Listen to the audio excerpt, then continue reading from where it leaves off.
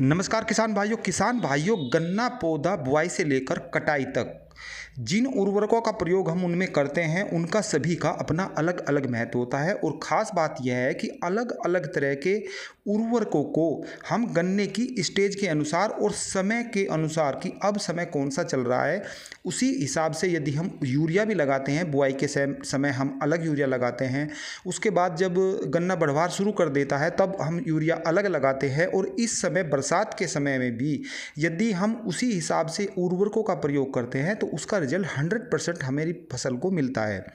अब फिलहाल जो समय बरसात का चल रहा है और उसमें हमें इस चीज़ का ध्यान रखना है कि हमारी जो गन्ने की बढ़वार है वो भी तेज़ी के साथ हो, उसमें कोई बीमारी ना लगे, उस पर हरापन भी हो आए और इसके साथ साथ उसकी मोटाई और लंबाई भी बढ़े। तो इन चीज़ों को ध्यान में रखकर हमें कोई खास उर्वरक का प्रयोग हमको करना है ताकि हमारी गन्ना फसल में अच्छे से ग्रोथ हो सके। इसी की जानकारी मैं आपको आज की वीडियो में देने वाला हूं मेरे प्यारे किसान भाइयों। यदि अभी तक आपने A4 चैनल को सब्सक्राइब नहीं किया है तो कृपया करके इसे सब्सक्राइब कर दें। किसान भाइयों फिलहाल जो समय चल रहा है बरसात का और इस स्टेज में जो सबसे ज़्यादा फायदा आपकी गन्ना फसल को पहुंचाएगा उस उर्वरक का नाम है पोटेशियम सोनाइट। और सबसे पहले मैं बताऊंगा कि इसके गन्ना फसल में क्या क्या लाभ होंगे। उसमें मोटाई प्लस लंबाई प्लस उस पर गहरा हरापन लाने में बहुत ही महत्वपूर्ण खाद है ये पोटेशियम सोनाइट। और साथ ही ये रोगों से लड़ने की क्षमता में भी वृद्धि करता है। इसके साथ साथ यदि आपकी गन्ना फसल में पीली पत्तियां हो गई हैं, उनकी आगे से जो चोंच है वो नुकीली हो गई है और किनारों से झुलस भी गई है, तब भी यह खाद 100% उसमें काम करेगा। और साथ ही साथ यदि आपके नलकूप का पानी कठोर है तो उसका आपको पता भी नहीं चलता और आपकी गन्ना फसल में कुप्रभाव पड़ता है।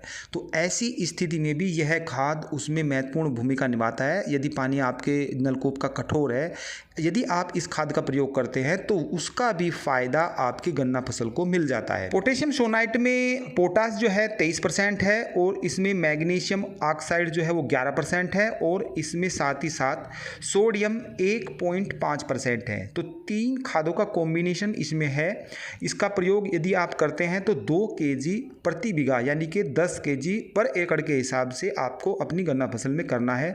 साथ ही आपको इससे किसी भी उर्वरक में नहीं मिलाना है, इसे आपको रेत में मिलाकर आपको अपनी गन्ना फसल में इस्तेमाल करना है। साथ ही आप एक चीज़ का और भी ध्यान रखें कि जब आपके गन्ना खेत में पैर चिपकते हों उस समय इस खाद का प्रयोग करें और 2 या 3 दिन बाद आप अपनी गन्ना फसल में पानी लगा दें तो इसका 100% आपको रिजल्ट मिलता है। कारण इसका यह है कि यदि आप पहले खाद लगाते हो और फिर उसके बाद पानी लगाते हो तो इस टाइम जो होता है ज़मीन में जो केंचुए होते हैं वे छिद्र कर देते हैं।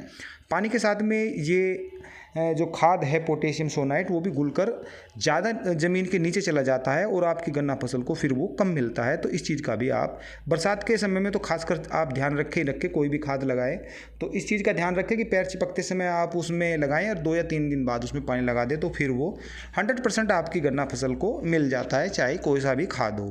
तो मैंने आपको बता दिया पोटेशियम सोनाइट बहुत ही अच्छा खाद है और जो मैंने बताई है इसके लाभ आपकी गन्ना फसल को मिलेंगे। फिर मिलते हैं ताज़ा अपडेट के साथ, तब तक के लिए नमस्कार।